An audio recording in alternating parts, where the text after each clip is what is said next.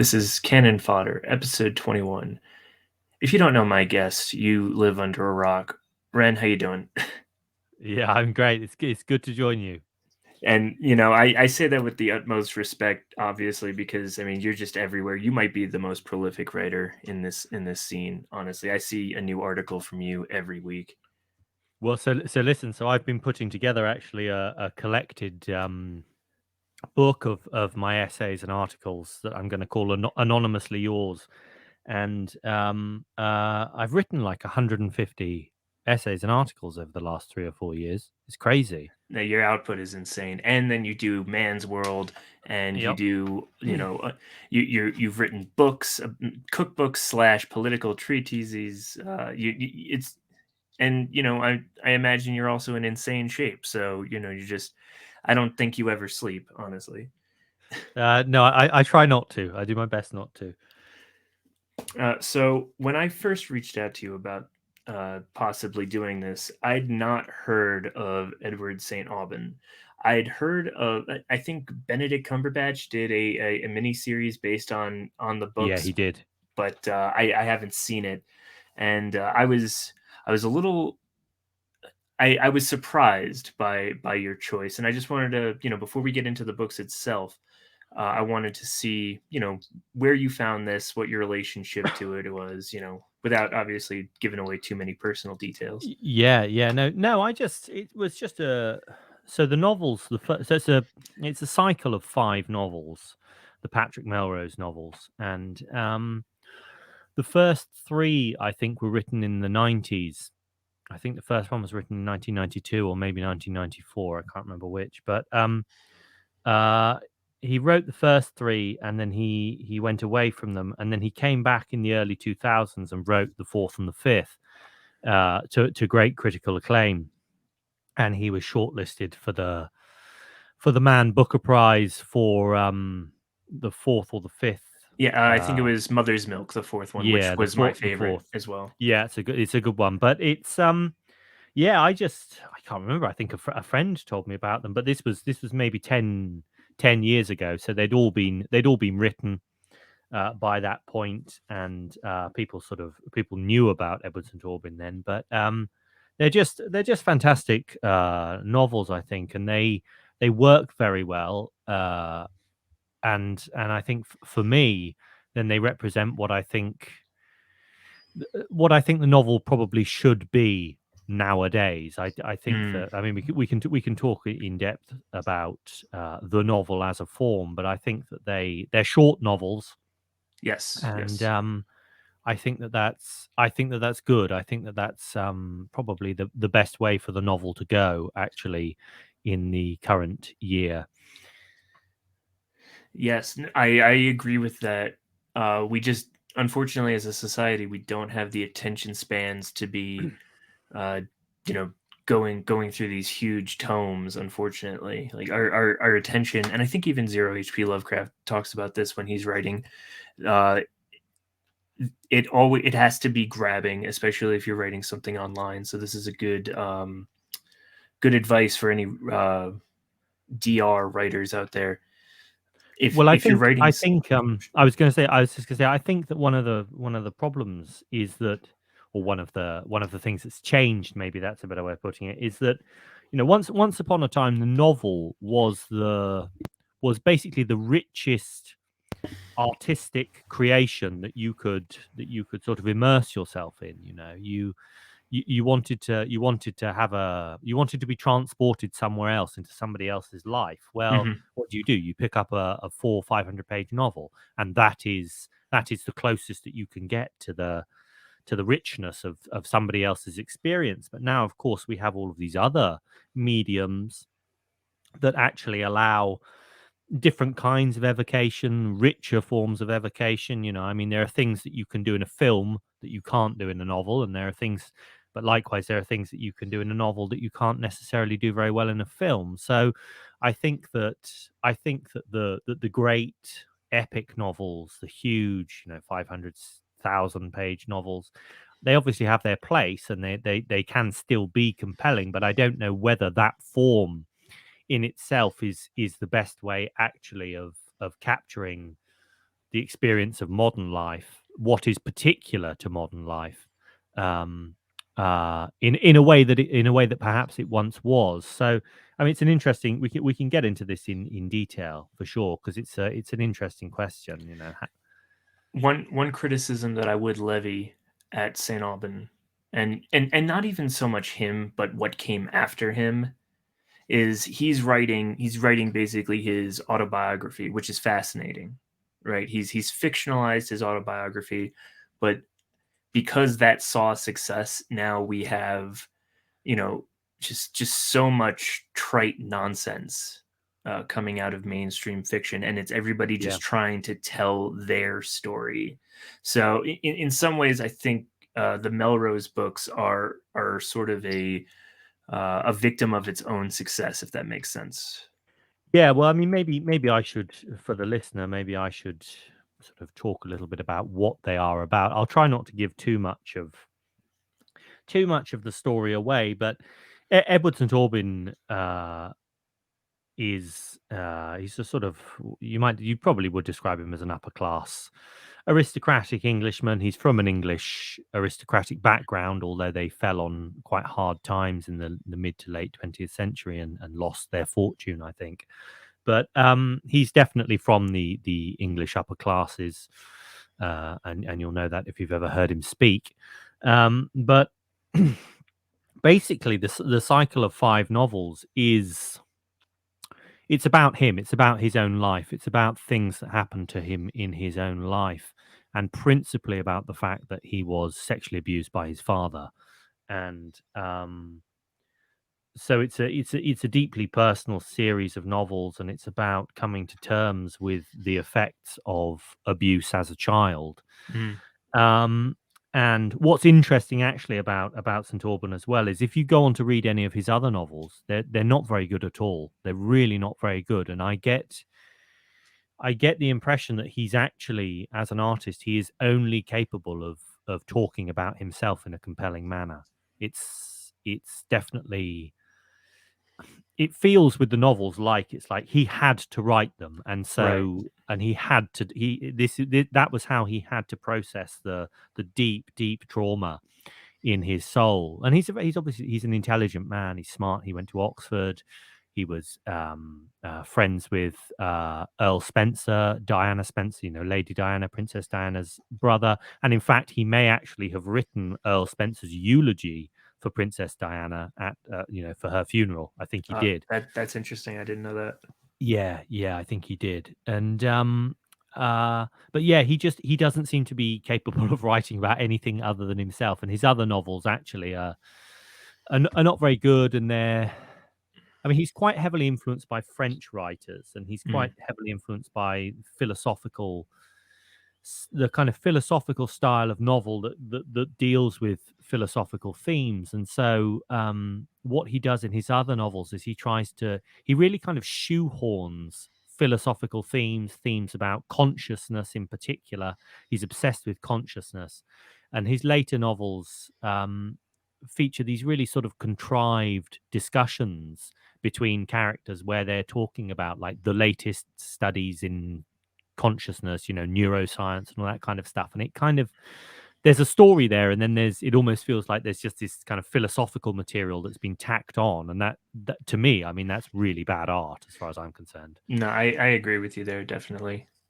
But the novels, the Patrick Melrose novels, what they are then is, so they're about his life told through this fictional character called Patrick Melrose. And each one of the five novels is one day in the life of Patrick Melrose. So the first novel is basically, is the day his father rapes him for the first time.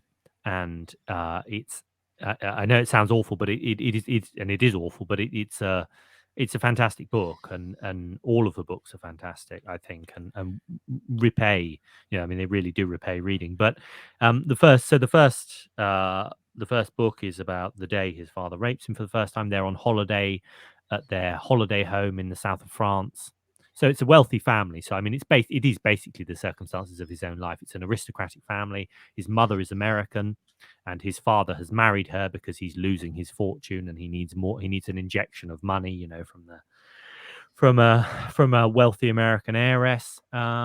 And yeah, father rapes him, and that's the first day. That's the first book. And then the second book, he's an alcoholic and a drug addict. He's in his early 20s and he's going to New York to pick up his father's ashes, and that's the situation on the second day. And it's all about his addiction and his neuroses, and there's this wonderful scene in that one where he is trying to calculate exactly how many drugs and which drugs he needs to take for the transatlantic flight so that he can get home without being on a come down, basically. Right. Um, that's the second novel. The third novel is set at a dinner party, at a very exclusive dinner party in a country house that features a member of the royal family. And then the fourth, where he starts to kind of come to terms with his childhood. And then the fourth and fifth novels are about kind of how he has a child, he has a wife, he has a child, and he kind of fucks up his marriage, and then in the last novel he gets some redemption as his mother dies, and he comes to terms with basically with the fact that she was also a victim of his father, because she didn't do anything to protect him from his Right. father's sexual advances. And so he's conflicted about whether whether she enabled his father or whether she was actually a victim herself. And I mean, the broad theme of the cycle of five novels is redemption, I think, and it's very powerfully expressed through a quite an extreme, an extreme of human experience, being sexually abused by your own member of your own family, by your own father. But it's handled it's handled very well, and it's a very English novel. That's what I would say. He's a very English writer. He's recognizably in the kind of tradition of Evelyn Waugh and P.G. Wodehouse. There's a really, really dark wit at work throughout the novels, which is also redeeming. I think the humor is a redeeming part of the story too. Um, so it's so yeah, I mean, I think it's a very it's kind of like a modern update of Evelyn Waugh, or mixed with kind of P.G. Wodehouse, but it's very much its own kind of Right. thing as well. No, you can definitely tell that stereotypical sort of British stiff upper lip mentality. Even if Melrose himself is sort of he's sardonic at times. He's detached from most everybody around him, but Mm. he still has this deep seated like need to uh, not make a big deal out of the traumas of his life, even though they completely surround him. Psychologically, he's a very interesting character, I'd say. Yeah, I think so, and I think and like I say with Edward St Aubyn, I think he is so interesting because it is Edward St Aubyn, and so Right. I mean, I mean, he did become a junkie. He did have all of this, basically everything that happens in the stories happened to him. It is autobiographical, and so I think he had, we're talking about kind of years after the events, and he's had a long time to process and to think and really kind of mull them over. So it's a very very well thought out series of novels. But and besides the subject matter, and the means of expression, the very typical sort of English wit, etc. What I think works very nicely about the novels, and what I think is refreshing, is the fact that each one just takes in a single day's events. So you're Yes. you're you're thrown right in media res to events as they're happening. It's not there's no long detailed scene setting. There's lots of detail. I mean, there's fantastic description and it's very evocative, etc. But it's all part and parcel of the movement of events in the story, and that's very very compelling. And it's very different from, say, like a great 19th century novel where you've got 500 pages. Well, actually you've got 200 pages, and and it's you're thrown right in, and there's absolutely no fat on it. That's what I would say. It's really, really lean and mean, and everything just serves to drive the story forward. I think the fourth one is the longest of the five, and Mm, that still clocks in at like maybe 200 pages. I have a yeah. whole collection, so it's hard to parse which one, where one starts and one ends. But I think yeah, Mother's Milk is the longest one of the five. Yeah, One well, of the that's themes. Oh, no, sorry. no, Go go on, ahead. no, go on, no, go on, go on. One of the themes that jumps out at me immediately is like the decline of a decadent aristocracy and what that looks Hmm. like, and maybe that as a metaphor for, let's say, the decline of England or the UK in Mm, general. And I guess, yeah, yourself as an Englishman, I'd like to, pick your brain on that. yeah, of course, please. Well, yes, I mean, I think it absolutely is it's a stunning it's a stunning evocation, actually, of the decline, the moral and the mental and the physical decline of the English aristocracy. I mean, I was reading a very, very good book that was made into a film, actually, called White Mischief. Have you heard of it? I've not, no. Okay, so White Mischief is about Kenya, is about colonial Kenya, and colonial Kenya, interestingly, was one of these places. It was a British colony, but it was Hmm. one of these places where people who had dishonored themselves terribly in Britain, usually like aristocratic people, would go to live and try and not to make amends, but just to, it was somewhere they could go to kind of escape their infamy.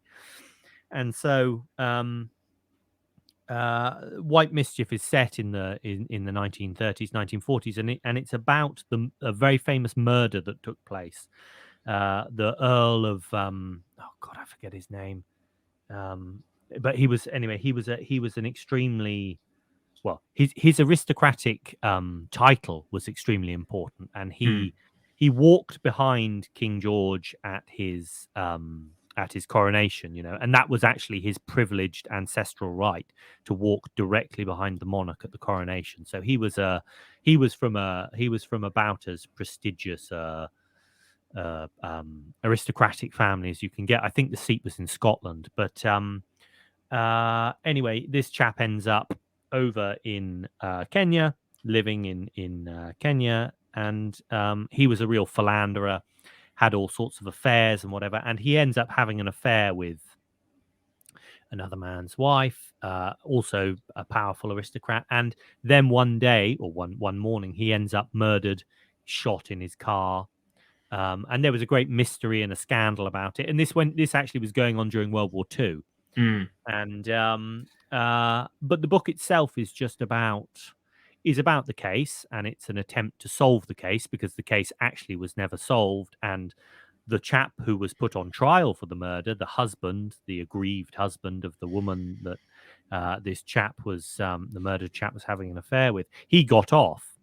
mm, Probably wrongly. I think he actually did do it. But anyway, the book is about the mystery, but it's also about the state of the British aristocracy in the 40s, the 30s, 40s, and like the St Aubyn Patrick Melrose novels, it's about the kind of moral and mental and physical decline of the aristocracy, and it is a fascinating subject because in many respects, actually, after World War One, then the British Empire was at the height of its power. Certainly, in terms of its colonial possessions, then the British Empire was at its greatest extent between World War One and World War Two, when the British Empire incorporated the League of Nations mandates in Palestine and the Middle East, and also German colonial possessions in Africa. So the British Empire was at its height, and yet actually the aristocracy was in free fall morally, economically as well, of course, and that's another theme that comes through in the Patrick Melrose novels and also in this book, White Mischief. These people they're on borrowed time because they've squandered their fortunes. there is a clash that's taking place between the ancient privileges of the aristocracy and the money power of the new commercial elite. And Mm. that's something that you see in the Patrick Melrose novels, with the fact that Patrick Melrose's father has to marry an American heiress because he has squandered all of his ancestral privileges. He's squandered all of his money, and now he needs to be bailed out by the Americans, which of course is kind of like it's like a microcosm of what happened more broadly with Britain and the Americans with World War II, especially, but also World War One. Right. So it's I mean it's the Patrick Melrose novels are a very, very incisive, I think, psychological portrait of a declining aristocracy. And so, Patrick Melrose is surrounded by his father's friends, and as well as his own family, his mother and his parents, but also his father's friends feature throughout the book. There's one character in particular called Nicholas Pratt, Hmm. who is like a terrible old kind of scoundrel, and he eventually kind of meets his comeuppance. But you see these people who are supposed to command respect on the basis of their birthright and the achievements of their ancestors, etc., and the prestige of their name, but actually they're more or less utterly without redeeming qualities, and they deserve what they get, really. And I mean, I think this is instructive, actually, more broadly, for people who like to talk about aristocracies and the function of aristocracies. And on the dissident right, then we get a lot of people talking about a return to hierarchy, all that kind of stuff. But you know I think that you need a deeper understanding of what happens when hierarchy goes wrong, and the limitations of certain forms of biological hierarchy, as well as evidenced this cycle of 5 novels. It's like these people are nonetheless human, and actually they end up disgracing and embarrassing themselves in a way that is every bit as bad as any normal person might, if not worse. Oh, most definitely. And you see that even today with something like in the States, you have like the Jeffrey Epstein scandal, right? Especially Mm, Prince Andrew was heavily involved, and yeah.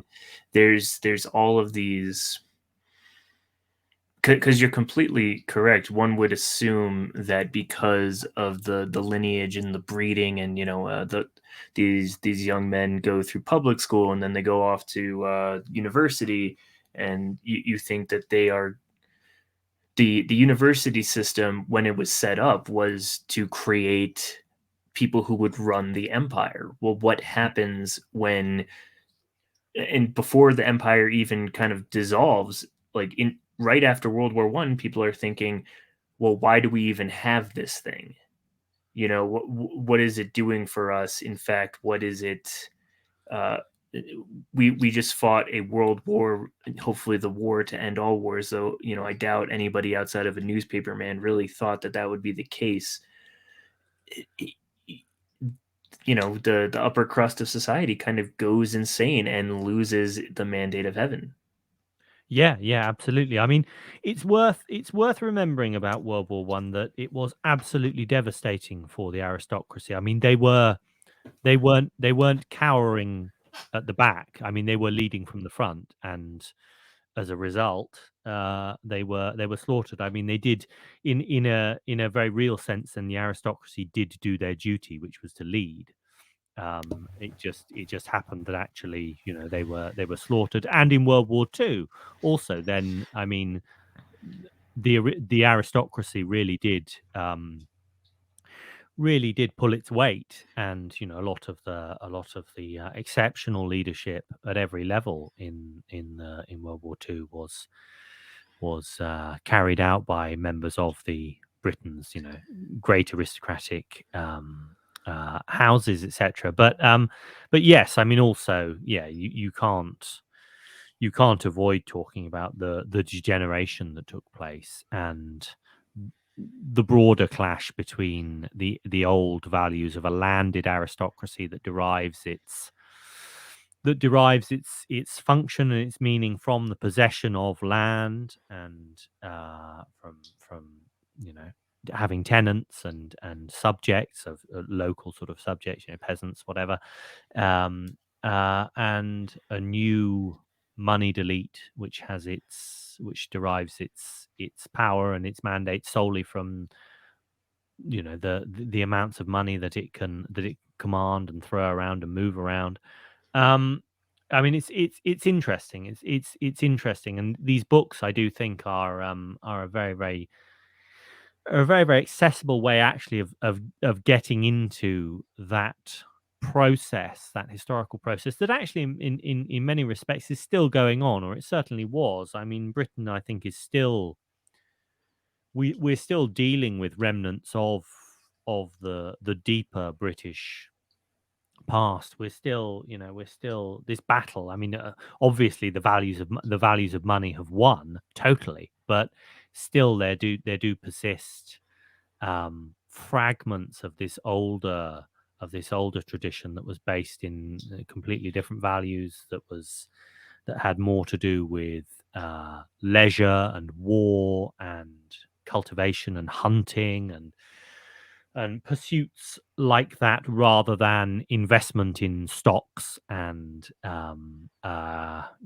capital and all that kind of stuff. I mean, it's yeah, it's I mean, I would say actually for an American audience, then these books too are a very very valuable or a very very eye opening way of actually understanding the English and the British a bit better if you don't and if you want to. And I definitely co-sign on that. I feel like I learned a lot about the British class system. Mm, Even though, I mean, most of the characters we meet are aristocrats. We don't meet too many common folk. Uh, drug dealers mainly. well, yeah, there's Chilly Willy, of course, Yeah, who's a drug dealer slash musician. Actually, and his, we could probably do a whole section on him. But there was another point that I wanted to kind of get your take on, is the obviously intergenerational play all over the novel, right?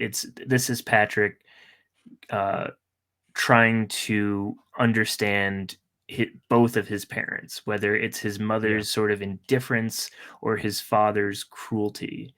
And when it comes to, I think that actually that's probably the part of the book that will resonate most with American audiences, especially today, right? Because we're seeing sort of that play out as well with the baby boomer generation sort of mm, sunsetting, and the millennial generation, as well as Gen X, Gen Z, whatever the younger generations will say, uh, needing to take the wheel, but in some respects the decline has already been prescripted for them. And there's sort of, you can say that David Melrose hated his son, right? yes, uh whether it's he hated him because his mother's American, he hated him because he had to produce an heir, or he hated mm, him because he hated himself, and he was trying to destroy part of himself, which was in his son Patrick. Uh, yeah, and I think on this side of the pond, as you guys say, there's a lot of those kinds of conversations happening in the U.S. right now, especially in our spheres, right? Where it's we feel that the boomer generation uh, cannot let go of the wheel, and in fact would mm, rather see the whole thing crash and burn yeah. because of their own failures. Well, that's well. You see, I mean, this is so. there's a series of betrayals. There's a series of generational betrayals, I would say, that takes place in these novels. Mm, First of all, of course, there's the betrayal of his father, the rape and ongoing sexual assault that persists actually for you learn for quite a few years right. until Patrick Melrose one day turns around to his dad and says no, which is a pretty powerful thing. And but then what you have also the betrayal of the mother, that she allowed it to happen, but then you learn that she was also raped by Patrick Melrose's father. And in fact, actually, I think Patrick Melrose was conceived by rape. I think Yes, yes, he that's the was. yeah, I think yes. I believe they even say that in the first book. They kind of, or at least it's Mm. rumored Yeah, he kind of that like he sticks his wife's head between the banisters on the staircase and, right, and right, rapes her, I think, and then he which is just a has nice his way, which is, yeah. as far as uh, it's funny. I had the Prudentialist on the first episode of Canon Fodder to talk about the brothers Karamazov. Mm, And there's the character Smerdyakov, who was a product of rape as well, and he's all sorts of messed up, right? And he's probably the primary antagonist of the novel. And there's something about, if you're born of something like this, that you almost have no shot. You're born wrong yeah. and broken in some ways. Yes, yeah, and so that's I mean, yes, that's a big part of it. I think is this, you think, well, what chance did this young man have? But so there's those betrayals, but the other betrayal then is the kind of ongoing betrayal, or the betrayal of his mother. So she refuses to acknowledge what happened, Mm, and that's an ongoing theme through the third and the fourth novel.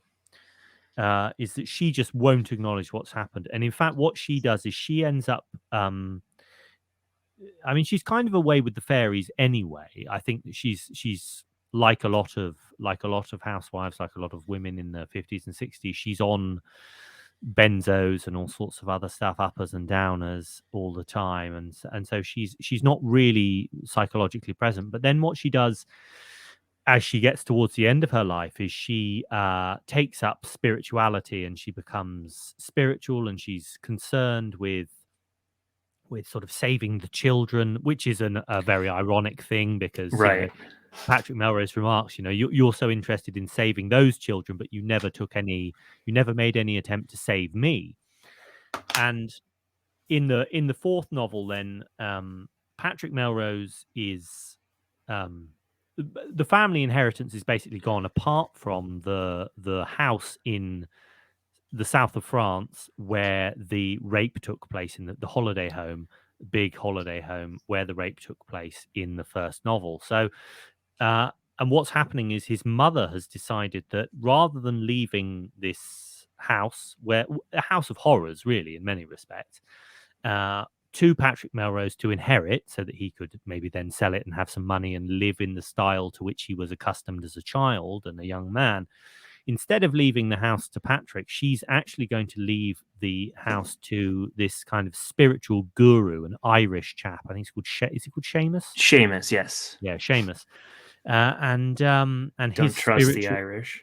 yeah, and his spiritual foundation. So there's this another yet another betrayal, and this is like the boomer betrayal, right? Right. Is like Yes. where you don't actually leave a legacy for your children. Like, you don't raise them properly, you don't look out for them, you don't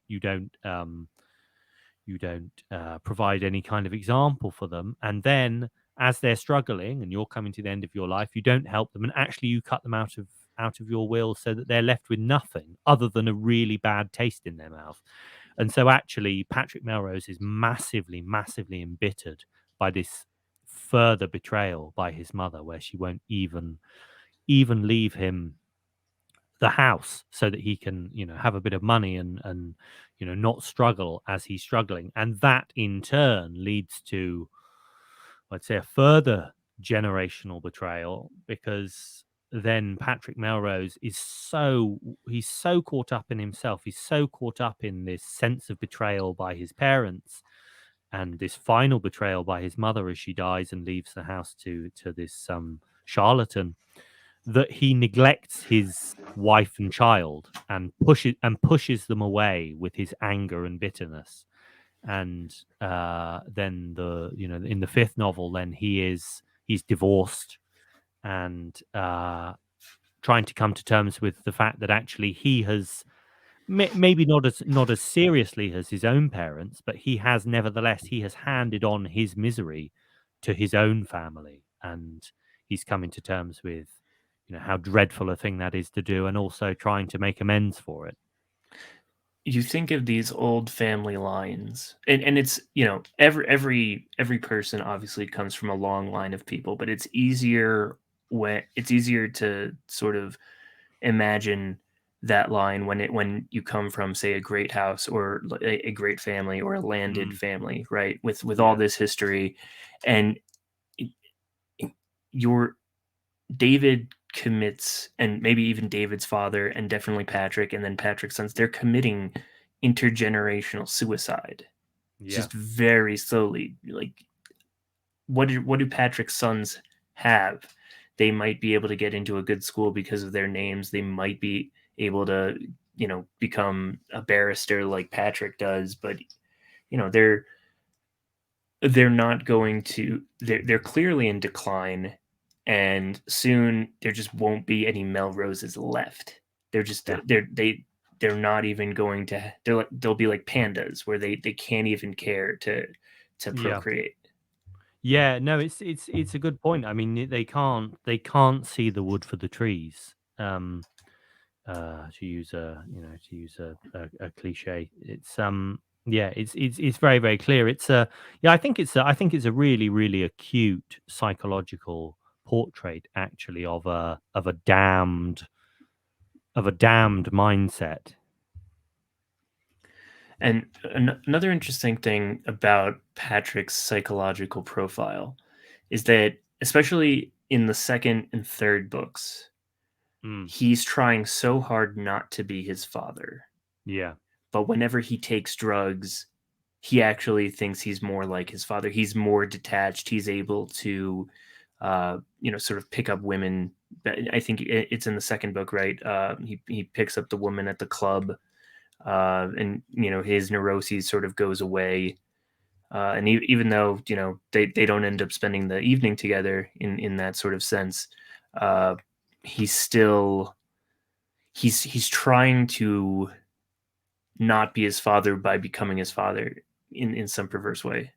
Yeah, yeah, yeah. I mean, it is funny. It is funny how that happens. I mean, I think that is a very observable phenomenon, that when people try so hard not to be something, they often actually end up becoming it in a way that they wouldn't if they hadn't tried. If they had just, it's like those funny memes about, oh, just be yourself.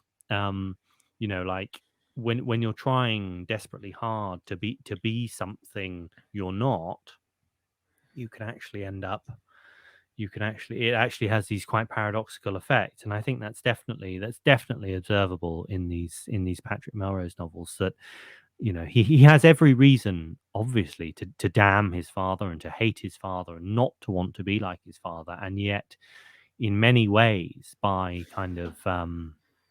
fixating on what his father did to him, he ends up repeating his father's mistakes.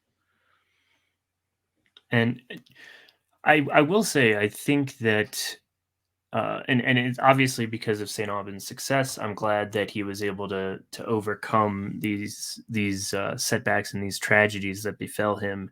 Mm, And as you said at the beginning of our talk, that you see this as a redemptive story, and I definitely agree with you, because Patrick, at the end of At Last, which is the fifth book, you mm, do get this sense that he is let go of his how flawed his parents are. And to say his father is flawed is almost like generous, but he's able to let it go. And even though he's in his 40s now, and his sons are getting older, and mm. he he might be too late, but there's this idea that he can kind of turn it around, which I think is, I think it's nice, and I think it's a good way to end it. Yeah, yeah, I do. I think it's I think it's realistic as well. That's what I think. I think because there's a way that you could have written these stories as a, you know, as an absolute triumph over adversity, and a like a really a true redemption story where he goes on to be the nicest person in the world and never to hurt anybody else. And but actually I think that this is a much more realistic portrayal of the damage, the psychological, the moral damage that abuse does to people, and how difficult it is to escape it, especially when you don't have any kind of example. And that is true with Patrick Melrose. You know, his mother is, it's not like he has a bad father and a good mother. He has a bad father and a bad mother, and he's surrounded, as you see throughout the novels, apart from when he gets his family, he's surrounded actually by some quite bad people as Hmm. well, other shallow, self-obsessed people, materialistic, out for themselves. And so, you know, you do think in what as we said earlier, you know, in that kind of situation, what kind of chance does a person have? But actually, he does achieve some redemption. It's a modest form of redemption, but it is a redemption nonetheless. And it's yeah, as I say, I think it's much more realistic than an overly sort of optimistic ending. And I think it's also better than a, you know, than a dreadful ending in which he goes on to be an abuser himself, let's say. I mean, Right. the damage that he does to his family is, he does do damage to his family, but it's not of the same kind as his, as the like the genuine, there's a kind of like a satanic element to his father which comes out Yes. very clearly. I mean, he's somebody who perpetrates evil for the sake of it.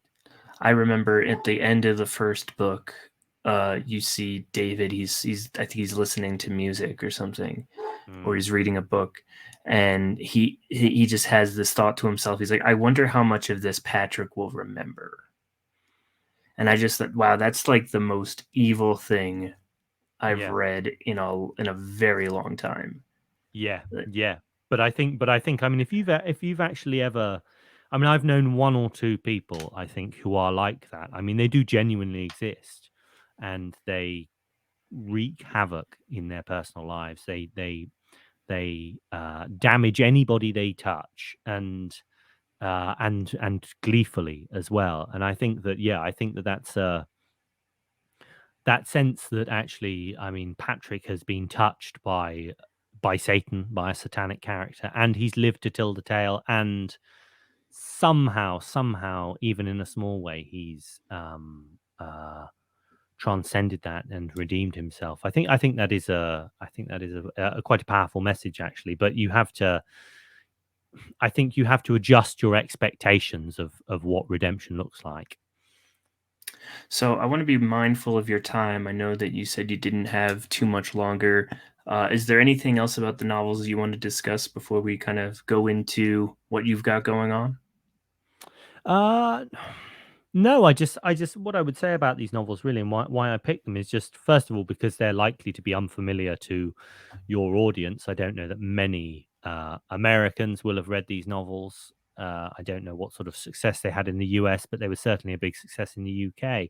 I mean, I just think that they're I think that they repay not only reading, you'll get pleasure from it, but I think they also repay study, because they are very well written. I mean, he is a very good stylist, but also the entire form of the novels repays some a kind of deeper study, because you know, I think they do, as I said at the beginning, I think they do they do sort of point the way to a relevant, a more relevant way of using the novel in the 21st century. I mean, they're okay, they're 30 years old, but that doesn't, I don't think that they're dated at all. And I think that they're still, they still have a lot to tell us about the way that the novel can be an effective form without being, it doesn't have to be bloated, it doesn't have to be, um, you know, labored or anything like that. You don't have to write War and Peace to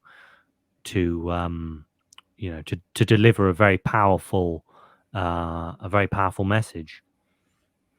I co-sign on all of that, and I just want to thank you for taking the time to come out here. And why don't you tell the listeners out there what you've got going on and where people can find you? Though, as I said at the beginning, if you don't know what Raw Egg Nationalist is doing, I don't know what to tell you. Thank you. No, you're too kind. It's a pleasure talking to you. It's lovely to have the opportunity actually to talk about a series of books that I really enjoy. I mean, one thing I'd like to talk about at some point actually is poetry, because I love poetry, and I often have various points in my life, certainly in my younger life, I wanted to be a poet, and then a novelist when I realized I couldn't be a poet, and then maybe a writer of nonfiction when I realized I couldn't be a novelist. But what am I doing at the moment? Well, the big thing that's going on is the first fully published edition of Man's World, the first fully physical edition of Man's World, which is my men's magazine. It's like a revived version of Playboy for the massively online internet generation. It's Playboy with a kind of with some of the edge of 4chan and our side of Twitter. It's published by Passage Publishing. You can actually go and pre-order the first edition, the first published edition, from passage.press. That's the Passage Publishing website. It's going to drop next month, beginning of next month, I believe. It's 200 pages, amazing essays, fiction, interviews. Noor bin Laden. There's a name to conjure with. Noor bin Laden has interviewed Owen Schroyer for the magazine after he got out of prison, after being a political prisoner for January the 6th. There's all sorts of stuff in there. So that's the big thing. That's been a long time coming. That's actually been 4 years coming, really. So I've been running Man's World, my magazine, for 4 years. The website is mansworldmag.online. We have all sorts of regular online content, essays, fiction, interviews, etc., going up on the website, but we're also going to be having this physical magazine dropping. I have a Substack page now. That's raweggsstack.com, which I work on every day. I post an update every day on there, an essay, or my podcast In the Raw, where I talk to various interesting people in the Raw, just conversations with interesting people for about an hour.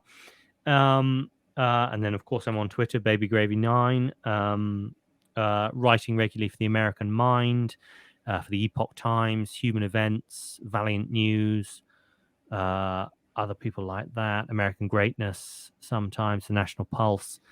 So yeah, I'm just busy. But the best place to go really for updates is my Twitter page, babygravy9, or the Man's World website, mansworldmag.online. So I'm not sure I'll be able to get all those links in there, but I'm gonna try and get the greatest hits in the show notes below. And Thank you. my friend, this has been an excellent talk. Thank you so much for coming on. Well, it was my pleasure. And listen. I will have you on my podcast, and we'll talk about your excellent work, including your novels and short stories, because there's a lot to talk about there too. Well, I'm looking forward to that. If you are listening to this and you've made it all this way, I just want to say thank you. If you'd like to support the Double Dealer, by the time this episode rather is out, issue 12 of the Double Dealer magazine should be available for purchase on Amazon. You can also support us by subscribing to our Substack and our Twitter, and becoming a paid subscriber if you like content like this. I am not very good at ending podcasts, so I'll just say insert ending here.